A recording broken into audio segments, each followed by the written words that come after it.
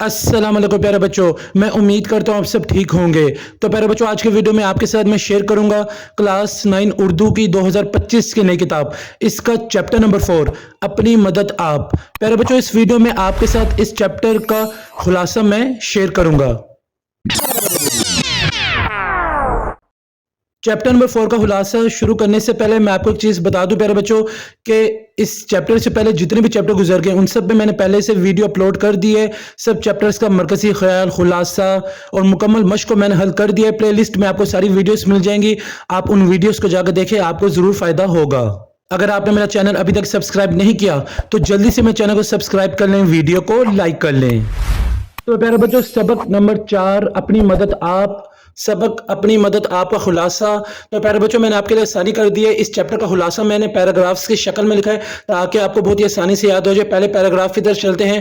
مصنف کے مطابق خدا ان کی مدد کرتا ہے جو اپنی مدد آپ کرتے ہیں۔ اگرچہ یہ چھوٹا سا فقرہ ہے لیکن اس میں کئی قوموں اور نسلوں کا تجربہ جمع ہے۔ قومی ترقی کا دار و مدار اس فقرے پہ عمل کرنے میں ہے۔ اگر کسی قوم کے لوگ اپنی حالت بدلنے کی خود کوشش کریں گے تو وہ قوم بہت جلد ترقی کر جائے گی۔ جو قوم دوسری قوموں پر انحصار کرتی ہے وہ ترقی نہیں کرتی ہے اور اس کی عزت خاک میں مل جاتی ہے۔ دوسرا پیراگراف ہے پیارے بچوں، فطرت کا اصول ہے کہ جیسی قوم ہوگی ویسی ہی حکومت ہوگی۔ اچھی رعایا پر اچھے لوگوں کی حکومت ہوگی، بری رعایا پر برے لوگوں کی حکومت ہوگی۔ جس قوم کے افراد محنتی اور ایماندار ہوں گے وہ قوم ترقی کر جائے گی۔ جس قوم کے افراد سست، بے ایمان اور خود غرض ہوں گے وہ قوم پیچھے رہ جائے گی۔ بیرونی کوششوں سے برائیاں ختم نہیں ہوتی بلکہ نئی صورت میں دوبارہ پیدا ہو جاتی ہیں، اس لیے ان کو اندرونی کوششوں سے ختم کرنا چاہیے۔ تیسرا پیراگراف ہے پیارے بچوں، جیسے کہ آپ دیکھ سکتے ہیں، غلام وہ نہیں جسے کسی ظالم آقا نے خرید لیا ہو یا جو کسی ظالم حکومت کی رعایت ہو۔ غلام تو وہ ہے جو بد اخلاق، خود غرض، جاہل، شریر اور قومی ہمدردی سے بے پرواہ ہو۔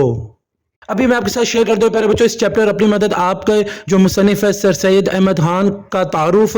پیارے بچوں، تعارف آپ نے ضرور یاد کر کے جانا ہے، پڑھ کے جانا ہوتا ہے کیونکہ بورڈ کے پیپر میں یہاں سے آپ کے ایم سی کیوز اور شارٹ کوشچن آنسرز آ سکتے ہیں۔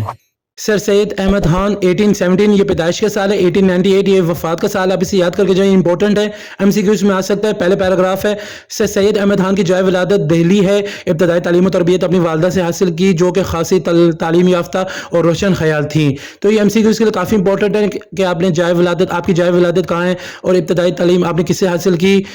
تعلیم پانے کے بعد پہلے مغلیہ دربار سے وابستہ ہوئے، بعد ازاں انگریزی عملداری میں ملازمت اختیار کر لی اور اپنی خداداد صلاحیتوں کی بنا پر محکمہ انصاف میں ترقی کر کے صدر صدور منصف اعلیٰ کے عہدے پر فائز ہوئے۔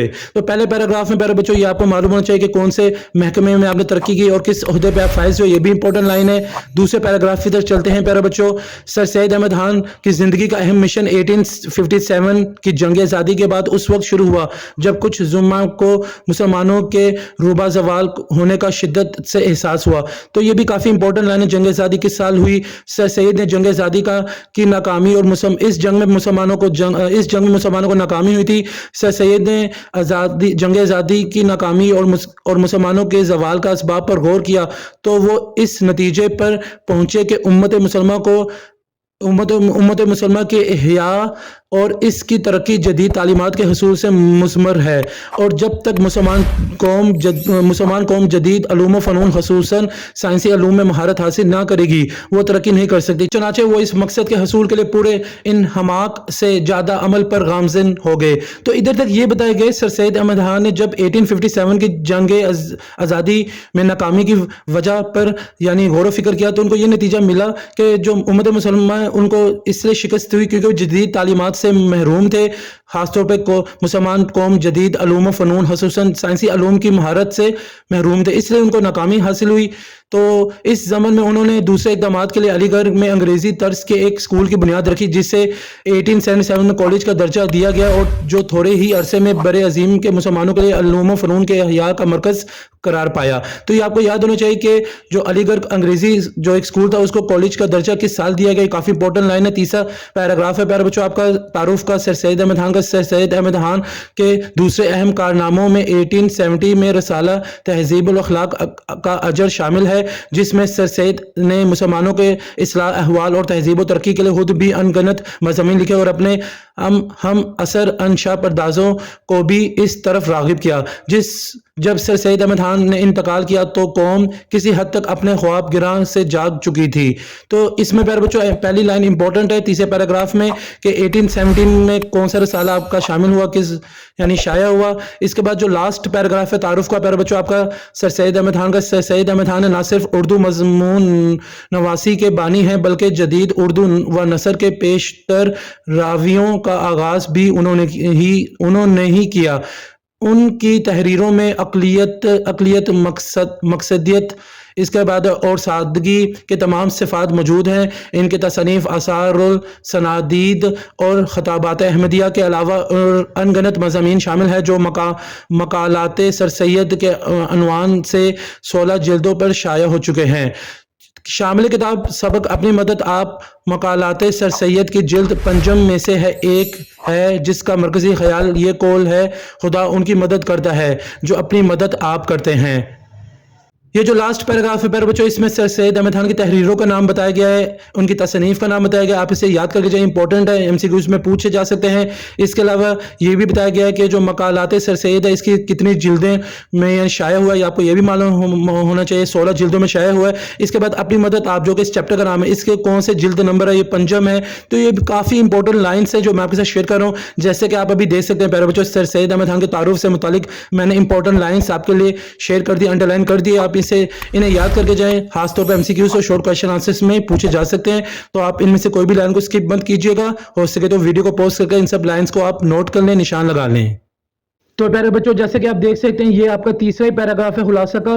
کسی بھی شخص کی اصلاح حکومت نہیں کر سکتی جب تک وہ اپنی اصلاح خود نہ کرے، اپنی مدد آپ کرنے سے ہی قوموں نے عزت پائی ہے۔ دوسروں پر بھروسہ اور اپنی مدد آپ، یہ دونوں اصول ایک دوسرے سے مختلف ہیں۔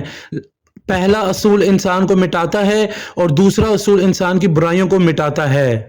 تو یہ ہے فورتھ پیراگراف خلاصہ کا۔ انسان کو موجودہ ترقی ایسے ہی حاصل نہیں ہوگی بلکہ اس کے پیچھے پچھلے انسانوں کی زبردست محنت کار فرما ہے۔ آج ہم اپنے پچھلے بزرگوں کی طرف سے جس زرخیز اور قیمتی جائیداد کے وارث ہیں اور وہ ہمیں اس لیے فراہم نہیں ہوئی کہ ہم صرف اس کی حفاظت کریں بلکہ اس لیے دی گئی کہ اس کو مزید ترقی دیں اور ترقی یافتہ حالت میں آنے والی نسلوں کے لیے چھوڑ جائیں۔ افسوس کی بات یہ ہے کہ ہم نے اپنے پچھلے بزرگوں کی دی ہوئی دولت کی بھی صحیح طریقے سے حفاظت نہیں کی۔ لاسٹ پیراگراف پیارے بچوں خلاصہ کا ہے، اس ایک مسکین و غریب آدمی بھی اگر خوب محنت کرے تو اس کا اثر نہ صرف اس کے زمانے کے لوگوں پر پڑتا ہے بلکہ بعد میں آنے والے لوگ بھی اس کی محنت کا پھل کھاتے ہیں۔ تجربے سے یہ بات معلوم ہوتی ہے کہ پچھلا علم ہی وہ علم ہے جو انسان کو انسان بناتا ہے۔ اس پچھلے علم سے ہی عمل اور قومی عزت حاصل ہوتی ہے۔ علم کی یہ نسبت عمل اور عمدہ چال چلن ہی آدمی کو معزز اور قابل ادب بناتے ہیں۔ تو پیارے بچوں ادھر آ کر آپ کا اپنی مدد آپ چیپٹر کا خلاصہ مکمل ہو جاتا ہے۔ امید کرتا ہوں آپ نے اس خلاصے کو لکھ لیا ہوگا۔